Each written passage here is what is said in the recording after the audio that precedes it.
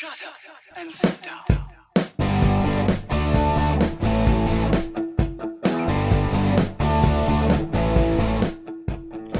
Welcome to Being on Stage, the only podcast that gives you motivation, inspiration, and confidence to be better on stage. No matter how you entertain, sing, dance, band, comedian, public speaking, MC, drag, burlesque, performance art, or street performer, this is the show for you. Hey rock stars, Reggie Dawson, your host of the Being on Stage podcast. Welcome back.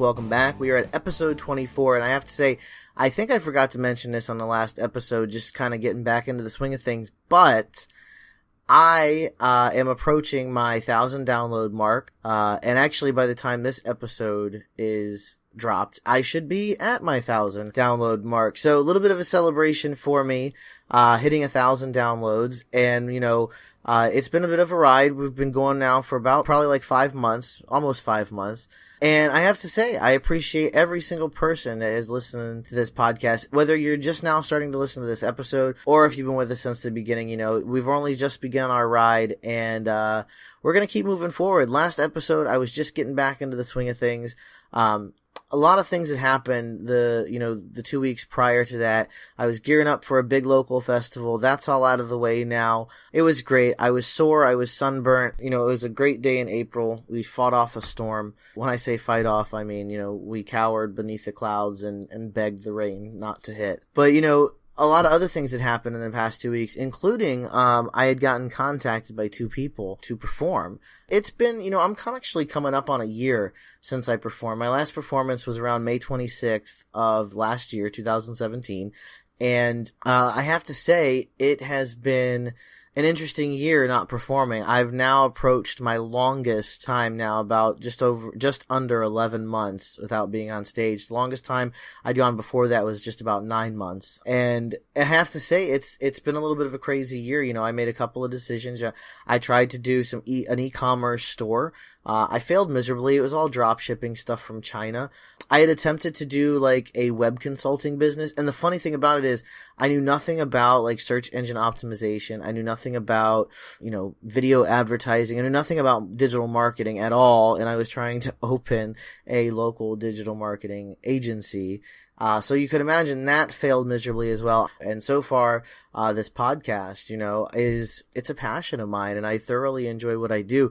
But being contacted for these two bookings in the past couple of weeks has been an interesting experience. And through doing this podcast, and I've read books and I've been watching videos, and I look up things that performers that I look up to, things that they feel about performing, and advice that they give to people performing. And one of the books I've been reading off and on is by Livingston Taylor, who's James Taylor's brother, and it's called Stage Performance, and it has a lot of good information in there. And he mainly works with musicians and singers and stuff. He teaches a class at one of the New England colleges. I'm not really sure which one. I apologize. But anyways, I've been reading that book off and on, and I kind of looked at these two bookings in a whole different light now, because part of doing this podcast is I'm learning new things myself, things that, I had never learned in the past. I have my own experiences that I can go off of, but one of the things that really helps me put my thoughts out there is having, constant reminders. In reading this book, I've started to view things differently. So when I got contacted for these bookings, it happened two different ways. I responded to both of them in the exact same way. What I said was, I'm always looking, I'm always open to new opportunities, keep me posted. One person contacted me and said, "Hey, I may have a booking for you sometime in May. Would you be open to that?" And the way that was done was, it was, it was non-committal, and I'm okay with non-committal. The other one that contacted me, said, want a booking? And in my experience, typically that means that you are reaching out to me to book me. And I've been approached in many different ways. Some of them, there are professional ways to do things. There are unprofessional ways to do things, but you can't really, fault people for not doing it the proper way. So I took the opportunity to educate. But it was one a booking. I said, and I responded the same way. I'm always open to new opportunities. As in, like, yeah, sure. And a couple hours later, the response was, I got a response earlier, but you could be my backup. And, at first I said, okay, yeah, sure, no problem. I get it. I understand. But then, it really started to eat at me and eat at me and eat at me. And, as entertainers, we are often tasked with booking other entertainers. I don't know if I'm the only one that this happens to, but I'm an entertainer, and occasionally I'm asked by, a local venue to put together a show and book other entertainers. And so these conversations happen between entertainers, and it's not, so there's multiple ways to do it. And this is one of the ways to do it, just kind of like, hey, very informal, we're friendly with each other. I wouldn't say we're good friends. We don't hang out on the weekends, but we're friendly with each other. So I was okay with this informal thing, but what started eating at me was that you got a response earlier and I was going to be the backup. So I talked it over with my wife, and I didn't really take well to that. And I couldn't figure out if it was my ego or if it was something else. And so I chucked it up to, okay, don't be an egotistical ass. You're lucky to have been contacted. He thought of you. You just took too long to get back to him. So I was going to go back and message him and, say, listen, sorry if I came off as, a jerk. 'Cause my response was kind of like, yeah, sure, that's fine. Very meh. So I went back to his page, and then I saw a posting that basically said, calling all performers, if you'd like a booking, contact me. And that to me, that kind of put it over the edge for me. When you're seeking entertainment for a booking, putting it out there publicly for anyone to respond to is like saying, I don't care what quality entertainment I got because I just need to fill a show. And when that's the way that this is approached, and it's approached as you're not thinking of a specific person that you want to involve, you don't have vision for this show, you don't have direction for this show, you just want to book an entertainer or a few entertainers that are going to fill up the show. And in some ways, this is making the show about you, because it's like saying, I don't really care what I get because I'm going to rock the house. In another way, this is also making the entertainers feel devalued.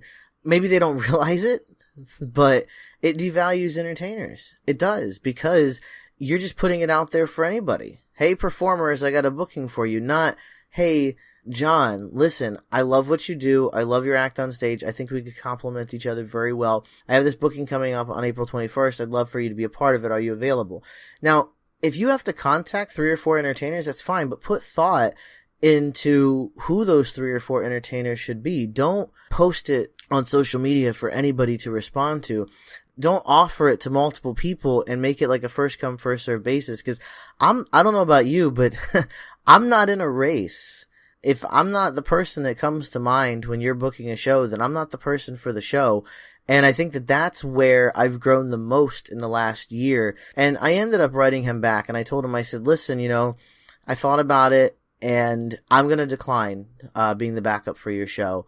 And I kind of came off a little jerky, and I said, I know my worth and I know my value, and I'm not a backup. If I was not the person, if you weren't just seeking me to entertain in your show, then this is not the show for me. I want to be the person that you're asking to be in your show, not the person that responds to you first. I said that, all entertainers feel that way. I said, I'm going to take this opportunity to pass down a little guidance from seasoned entertainer to, still up and coming entertainer. And that is, when you're doing these things, when you're doing these bookings, putting it out there for anybody devalues the show.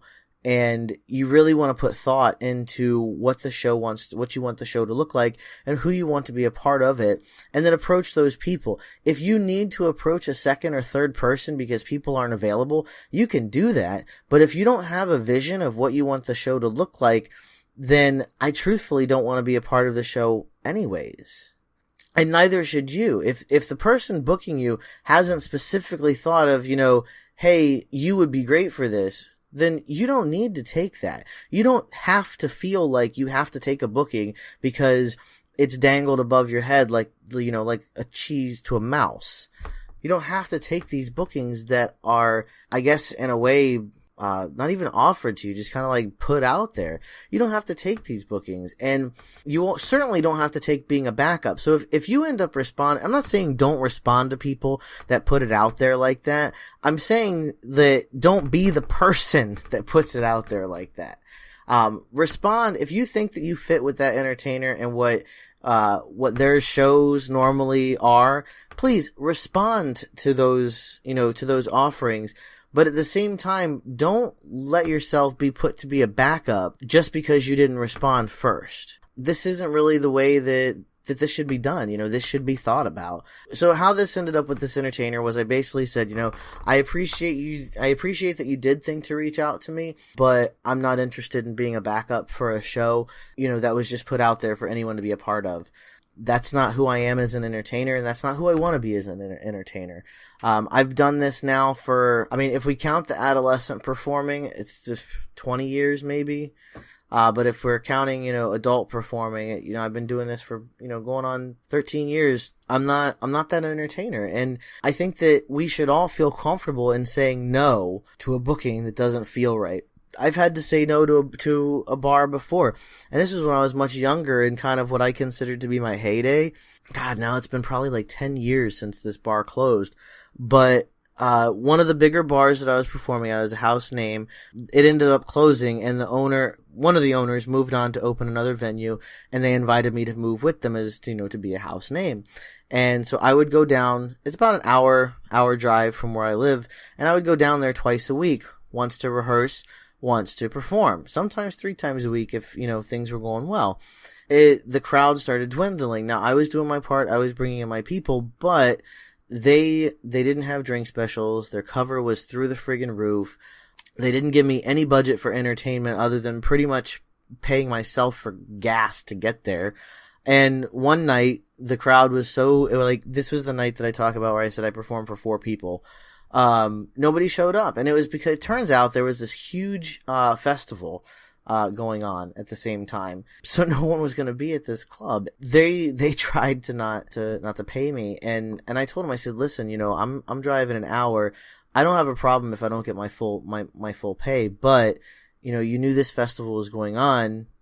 Can I at least get gas money? And I let them know, if the pay is going to be an issue, then I can't keep coming down here for free. And, I at least need help with the gas money. And I was honest with them. I said, I've done a lot of stuff for you guys. And I had done a lot of stuff. I had done a lot of free stuff. I helped coach entertainers for their bar. I helped them book entertainment. And I never charged them anything extra.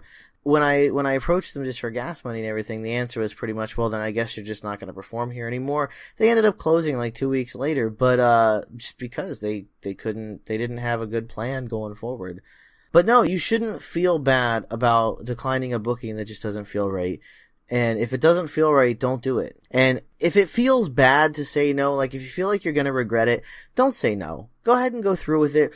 Be the backup, but don't forget your value either. Don't let people continue to take advantage of you and have you perform for free.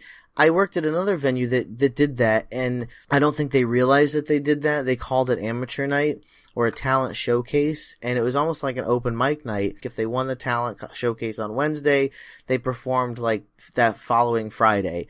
While it seems, really good for the performers, what it does is it continually gets people to perform for free. I think now, growing up as an entertainer, I'm not really cool with that. And I'd been there. I performed for free at that venue numerous times, and occasionally I'd opted to do it because I was going through a time when it was you know what? I don't want you to control my bookings. I want to perform when I want to perform, so I'm going to do the open mic nights only. And, I did that for probably a year. That was a huge step backwards, but you choose what you want to do. And at the time, that was what was best for me, was I wanted to do passionate shows that I wanted to do. I didn't want to be held down to a theme. I didn't want to be held down to a date. I wanted to do free range performing, if you will, but I still knew my value. When I did get approached for bookings for people that wanted to book me, I knew what I was worth. And, sometimes I would, go a little bit on the lower side. Sometimes I would accept what they offer, but I know my value, and you should too. You should know what you're worth, and don't settle for being somebody's backup. And please don't be that person that puts that call to action bulletin out there for a booking. If you have a show coming up and you've been tasked with booking entertainment, put thought into who you want to be a part of it. If you have a budget, great. Think about your budget. Keep that in mind before you approach anybody. If you don't have a budget and you need to find entertainment for free, I hope you have people that owe you favors, because that's usually how I have to get my free entertainment, is by people that owe me favors. But